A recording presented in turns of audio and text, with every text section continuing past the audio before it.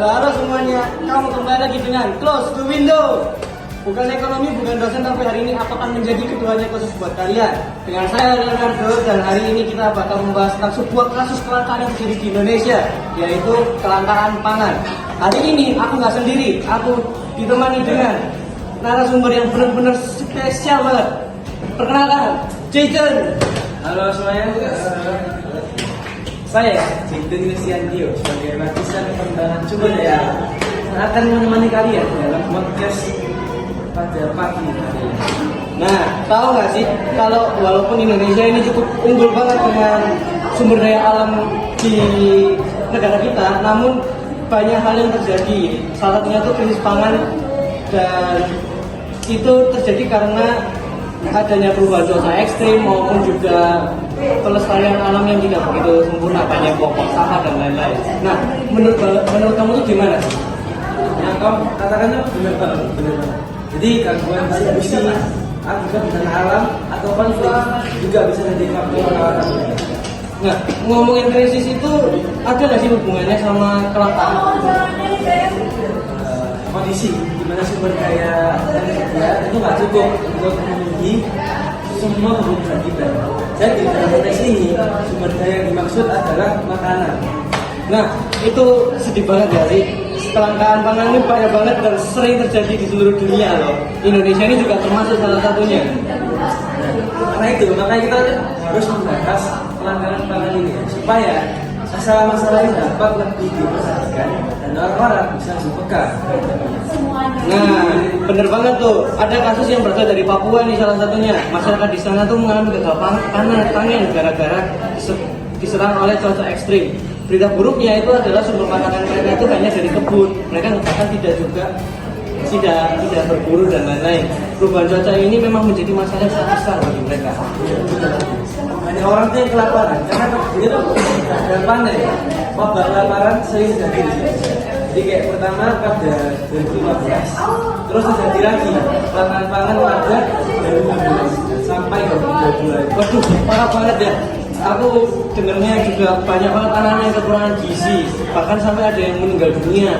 Peneliti bilang katanya faktor itu tuh sendiri karena manusia terlalu ngandelin banget sama namanya panen itu, dan mereka nggak nyiapin keperluan darurat jika terjadi hal-hal yang tidak mereka inginkan. Tapi masyarakat sendiri juga bilang kalau karena perubahan iklim makanya gagal panen. Pihak kontra juga menyebutkan kalau kekurangan pangan di daerah Papua ini terjadi akibat masyarakat yang meninggalkan kebun karena adanya faktor eksternal seperti konflik sosial. Jadi menurut catatan BKS itu gagal panen itu dipicu karena adanya embun beku. Embun beku tuh bisa ganggu hasil panen gimana caranya? Ya kan, nggak nyambung kan? Jadi embun beku itu kan lapisan es di permukaan yang terbuat dari uap air. Nah, hasilnya kalian mikir, kenapa hubungannya panen sama es? Nah, lapisan es ini yang terbentuk itu dapat merusak jaringan tanaman, makanya tanaman itu jadi layu dan kering. Oh, masuk akal sih, tapi emang benar-benar cukup mengganggu aktivitas panen dan kebutuhan warga dari apa yang kamu jelaskan itu.